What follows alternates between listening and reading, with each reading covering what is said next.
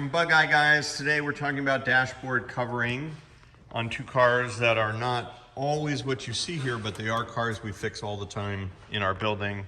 Always we are working on cars of the era. This is a 1960 Austin-Healey 3000. Great car. We've done a bunch of restoration. Came to us with this dashboard wound up in a knot because someone had tightened this nut with no washer or spacer underneath, and it was basically rotating the vinyl, which was not glued down by the prior restorer. This is a beautiful dashboard, but it needed to be glued. That helps. But when it wasn't glued, this wound it up and it looked terrible. So we've unwound it, we've put a spacer in, and we've tightened it. And I wanted to show you this in particular because this is a chronic issue on lots and lots of these cars. It was happening here too on the overdrive switch because the in and out shield seems to have fallen off, which we'll try to replace, but in the meantime it's anchored well with this washer.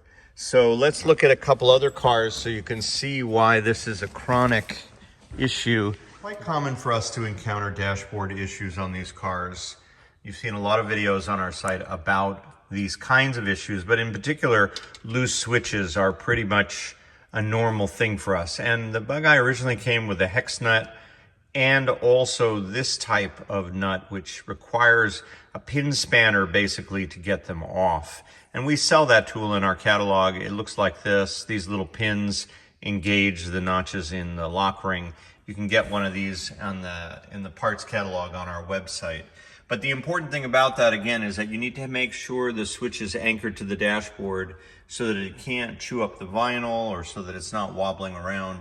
And we've seen all of those problems on cars that have come through our building. In fact, I wanted to take a minute and show you this Innocenti S real quick. This is a Sprite-based, Ghia-bodied Italian car of the era, and it's really cool. It's a 1965 Innocenti S.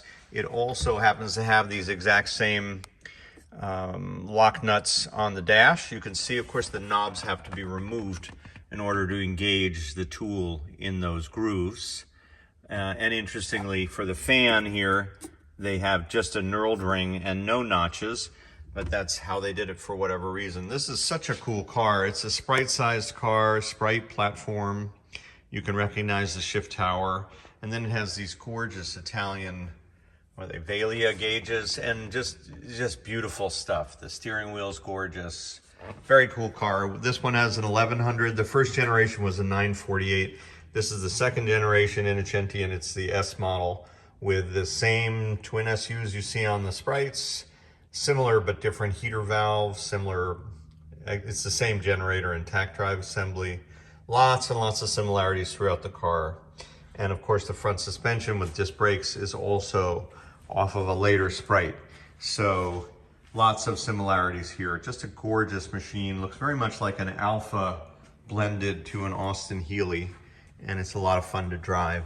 And again, those dashboard challenges, you need to have the right tool to address it. This is another client's car that's here from California for a lot of restoration work. This one had a wooden fascia over the front and a bunch of loose switches underneath. So in his case, we took off the fascia, we're rebuilding the whole thing. And a tool such as this is a vital tool to have in your restoration. And thanks for watching from Bug Eye Guys.